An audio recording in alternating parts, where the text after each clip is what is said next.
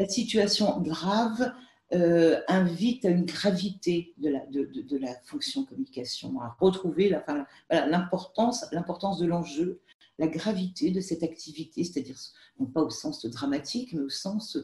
voilà, une activité qui a de l'épaisseur, qui a du poids, qui a un rôle, qui est véritablement structurante et qui est accompagnatrice de l'action collective sur les territoires extrêmement importante. Donc il faut prendre très au sérieux, et mener avec beaucoup de rigueur, de professionnalisme. Une activité de régulation, de coordination, d'information, d'accompagnement, une présence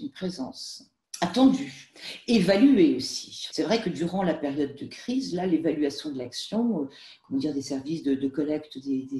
déchets ou écoles ou autres types d'institutions, toute cette évaluation, elle a été faite en temps réel, de visu, appréciée, commentée, discutée, reprochée parfois, par endroits, sous surveillance, enfin sous observation du moins, sous monitoring, sans aucun doute. Donc, une profession qui monte en compétence à cette occasion, ce dont on peut se réjouir aussi.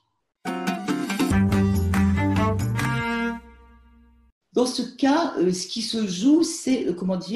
la complémentarité dispositif technique et posture, intervention managériale. Donc, il y a un couplage subtil qui s'est établi et qui va être travaillé, peaufiné, évalué dans une perspective d'avenir, bien sûr, entre la maîtrise de l'outil technique et des dispositifs techniques existants et puis des interventions managériales forcément d'une autre nature, avec une moindre présence, présence quotidienne, régulière, etc. Mais une présence, je dirais, raréfiée, mais plus forte, plus dense, plus soutenue, qui va à l'essentiel et qui assure à distance, et sans phare, sans langue de bois, sans attendre,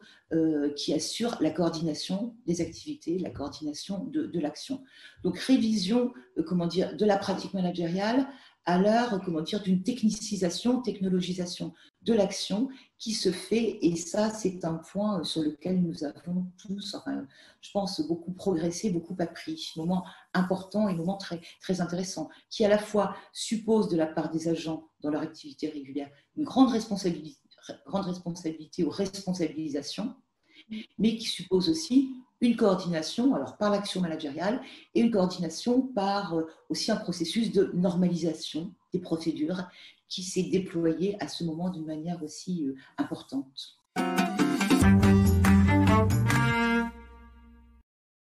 Retour à l'essentiel sur le sens de l'action, sur l'unité d'action de l'organisation dans laquelle interviennent, pour laquelle les communicants interviennent, sens de l'action, vision globale, et donc on est là aussi sur un double défi de mise en relation, de mise en cohésion intensifiée, aiguisée par le fait d'être à la fois tous ensemble mais à distance, et proposition de sens, de contenu qui permettent à chacun, derrière son écran, un peu loin de son bureau ou des publics, de comprendre et d'articuler sa position individuelle, son intervention individuelle sur une problématique d'ensemble, sur une vision d'ensemble ou sur des objectifs d'ensemble. Donc ça, c'est un